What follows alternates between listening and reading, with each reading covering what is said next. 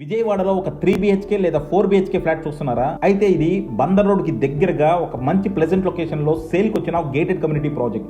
పక్కా వాస్తు, full amenities తో చాలా luxuries గా నిర్మించారు. సో మీరు గనక ఒక అఫోర్డబుల్ ప్రైసింగ్ లో 3 BHK 4 BHK ఫ్లాట్ సొంతం చేసుకుందాం అనుకుంటే ఇంకా ఆలస్యం చేయకుండా కింద డిస్క్రిప్షన్ ఉన్న కాంటాక్ట్ నెంబర్ కి వాట్సాప్ కాల్ చేయండి. మాజీ సిఐడి చీఫ్ పివి సునీల్ కుమార్ సాక్షులను బెదిరిస్తున్నారు, అందువల్ల ఆయన వెంటనే అరెస్ట్ చేయాలని చెప్పి ఉండే ఎమ్మెల్యే రఘురామకృష్ణరాజు ముఖ్యమంత్రి చంద్రబాబు నాయుడికి లేఖ రాశారు. మరోపక్క నా మీద ఆధారాలు లేని ఆరోపణలు చేసిన వాళ్ళు ఎవరైనా సరే వాళ్ళ మీద SC/ST చట్టం కింద జైలుకు పంపిస్తాను ఎప్పటికైనా అని పివి సునీల్ కుమార్ గారు ట్విట్టర్లో బెదిరిస్తున్నారు. ఏం జరుగుతోంది అసలు? రఘురామకృష్ణరాజు గారు ఎంపీగా ఉండగా, వైఎస్ఆర్సీపీలో ఉండగా 2021లో ఆయన మీద ఏపీసీఐడి వారు జగన్మోహన్ రెడ్డి గారి ఆదేశాల మేరకు ఒక కేసు పెట్టారు, దేశద్రోహం కేసు, సెడిషన్ కేసు. అప్పుడు ఏపీసీఐడి చీఫ్ పివి సునీల్ కుమార్ తనని కస్టడీలో ఉండగా చిత్రహింసలు పెట్టారు, వీళ్ళంతా చంపడానికి కూడా కుట్ర పన్నారని చెప్పి అప్పటి నుంచి రఘురామ గారు ఆరోపిస్తున్న విషయం తెలుసు మనకి. కొత్త ప్రభుత్వం వచ్చిన తర్వాత ఆయన ఫిర్యాదు చేశాడు. ఆ ఫిర్యాదు మీద గుంటూరు నగరం పోలీస్ స్టేషన్లో ఒక కేసు కూడా నమోదైంది. ఈ ఫిర్యాదులో పివి సునీల్ కుమార్తో పాటుగా అప్పటి ఇంటెలిజెన్స్ డీజీగా ఉన్న పిఎస్ఆర్ ఆంజనేయులు, అప్పటి సీఎం జగన్మోహన్ రెడ్డి, ఇంకా మరికొంతమంది, గుంటూరు జనరల్ హాస్పిటల్ సూపరింటెండెంట్గా ఉన్న డాక్టర్ ప్రభావతి, ఇట్లా వీళ్ళందరినీ కూడా నిందితులుగా చేర్చారు. ఈ సందర్భంగా తాజాగా జరుగుతున్నటువంటి ఈ దర్యాప్తులో వెల్లడైనటువంటి అంశాల గురించి పత్రికల్లో కొన్ని కథనాలు వచ్చినాయి. దాని గురించి నేను కూడా మాట్లాడాను. ఈ కథనాల ప్రకారం రఘురామకృష్ణరాజుని హింసించిన ఘటనలో అప్పటి సిఐడి చీఫ్ ప్రత్యక్ష ప్రమేయం ఉన్నది అనడానికి తగిన ఆధారాలు లభించినాయి. అయితే ఈ కథనాల్లో వెల్లడైన విషయాలను ఖండిస్తూ ప్రస్తుతం విఆర్లో ఉన్నారు, వేకెన్సీ రిజర్వ్లో, ఎటువంటి పోస్టింగు లేదు పివి సునీల్ కుమార్ గారికి. ఆయన ఒక ప్రకటన చేశారు. రఘురామని చిత్రహింసలు పెట్టినప్పుడు నేను అక్కడ ఉన్నట్టుగా ఎవ్వరూ సాక్ష్యం ఇవ్వలేదు అని చెప్పి పివి సునీల్ గారు చెప్తున్నారు. ఇక్కడ ఒక పాయింట్ ఏమిటంటే, ఇచ్చారో ఇవ్వలేదో ఆయనకి ఎలా తెలుసు అనేది ఒక అంశం. ఎందుకంటే ప్రస్తుతం ఆయన పోస్టింగ్లో లేడు, ఆయన సిఐడీలో లేడు, దర్యాప్తు ఆయనకి తెలిసి జరగదు. ఈ సందర్భంగా పివి సునీల్ ప్రస్తావించిన అంశాలు చాలా అనుమానాలని రేకెత్తిస్తున్నాయి. నేను అక్కడ ఉన్నట్టు ఎవరు వాంగ్మూలం ఇవ్వలేదు అని ఆయన చెప్పాడంటే అంతవరకు ఓకే అనుకోవచ్చు. పోనీ ఆ తర్వాత ఆయన చేసినటువంటి స్టేట్మెంట్స్ చాలా ఆసక్తికరం. 6 నెలలకు మించి కాల్ డేటా ఉండదు సెల్ ఫోన్లో, కాబట్టి నా లొకేషన్ ఎట్లా వచ్చింది అని ప్రశ్నించాడు ఆయన. పివి సునీల్ కుమార్ గారు రఘురామకృష్ణరాజుని బంధించి హింసించినటువంటి ప్లేస్కి వచ్చారు అనేది పోలీసులు కనుక్కున్నారు లొకేషన్ ద్వారా. ఇప్పుడు ఆయన ఏమంటాడు, అసలు కాల్ డేటా అనేది 6 నెలలు మాత్రమే ఉంటుంది, ఆ తర్వాత ఇరేజ్ అయిపోతుంది, కాబట్టి మీకు ఆధారం ఎట్లా దొరికింది అని ప్రశ్నిస్తున్నాడు. అంటే తన లొకేషన్కి సంబంధించి పోలీసులకి ఆధారాలు ఎందుకు దొరకవో చెప్తున్నాడు ఆయన. నెక్స్ట్ పాయింట్, గుంటూరు జనరల్ ఆసుపత్రి డాక్టర్లు కూడా గతంలో ఇచ్చిన రిపోర్టుకే కట్టుబడి ఉన్నారు అని చెప్పి పివి సునీల్ గారు స్పష్టం చేస్తున్నారు.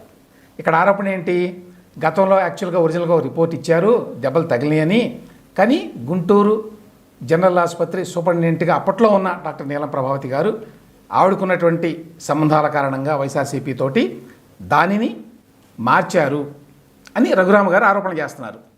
అయితే ఇప్పుడు అందులో కొంతమంది డాక్టర్లు బయటకు వచ్చి వాస్తవాలు చెప్తున్నారు అనేది పోలీసులు అనఫిషియల్గా వెల్లడించినటువంటి సమాచారం. అయితే గతంలో డాక్టర్లు ఏం చెప్పారో దానికే కట్టుబడి ఉన్నారు అని చెప్తున్నారు.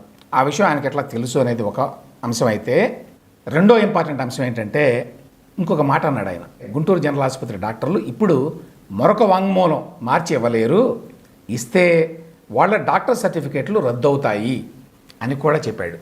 అంటే పివి సునీల్ కుమార్ గారు పరోక్షంగా గుంటూరు జనరల్ ఆసుపత్రి డాక్టర్లని బెదిరిస్తున్నారు. మీరు ఇప్పుడు ఇంకొక రిపోర్ట్ ఇస్తే, మీ రిపోర్ట్ మారిస్తే మీ డాక్టర్ సర్టిఫికేషను రద్దవుతుంది అని. ఇక ఆయన ప్రస్తావించిన మూడో పాయింట్, సుప్రీంకోర్టు ఆదేశాల మేరకు అప్పట్లో రఘురామకి సికింద్రాబాద్లో ఉన్న మిలిటరీ ఆసుపత్రి వారు పరీక్షలు చేశారు. వాళ్ళు ఇచ్చినటువంటి మెడికల్ రిపోర్ట్ మీద ఆధారపడే రఘురామరాజు గారికి సుప్రీంకోర్టు బెయిల్ ఇచ్చింది. ఈ విషయం కూడా అందరికీ తెలుసు. అయినా పివి సునీల్ కుమార్ గారి వాదన వేరేగా ఉంది.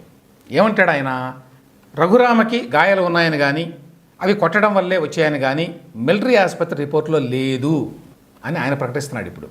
యాక్చువల్గా నేను వెళ్ళి ఆ మెడికల్ రిపోర్ట్ ఏమని ఉన్నది, సుప్రీంకోర్టు తన తీర్పులో ఏ విధంగా కోట్ చేసింది అనేది చూశాను.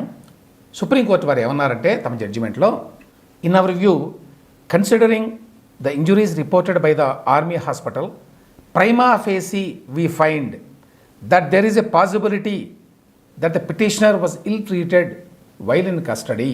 సుస్పష్టంగా చెప్పారండి, కస్టడీలో ఉండగా ఆయనకి తగిలిన దెబ్బలు కస్టడీ వల్లే తగిలినాయి అని చెప్పి ప్రైమా ఫేసి అంటే ప్రాథమికంగా మేము అర్థం చేసుకుంటున్నాము అని సుస్పష్టంగా సుప్రీంకోర్టు వారు తమ తీర్పులో చెప్పారు అన్నాడు. ఇన్ఫ్యాక్ట్ దాని బేసిస్ మీదే ఆయనకి బెయిల్ కూడా వచ్చింది.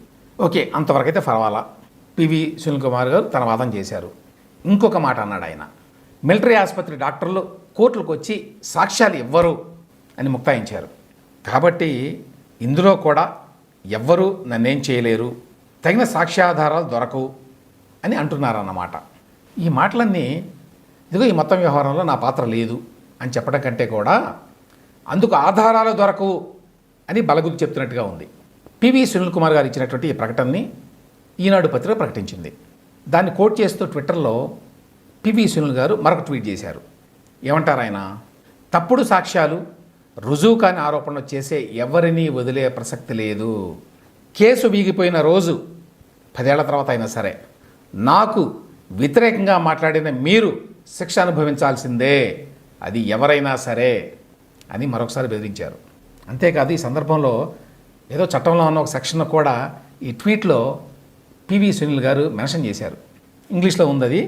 ఏం చెప్తోంది ఈ సెక్షన్ అంటే, తెలుగులో అనువాదం, ఎస్సీ ఎస్టీ కులానికి చెందిన వ్యక్తి మీద ఎవరైనా పనికిమాలిన లేక ఆధారాలు లేని తప్పుడు సమాచారాన్ని అధికారులకు ఇచ్చి ఆ ఎస్సీ ఎస్టీ వ్యక్తిని ఇబ్బంది పెడితే అటువంటి వాళ్ళకి 6 నెలల నుంచి 5 ఏళ్ల వరకు జైలు శిక్ష విధించవచ్చు అనేది పివి సునీల్ కుమార్ గారు కోట్ చేశారు ఇక్కడ.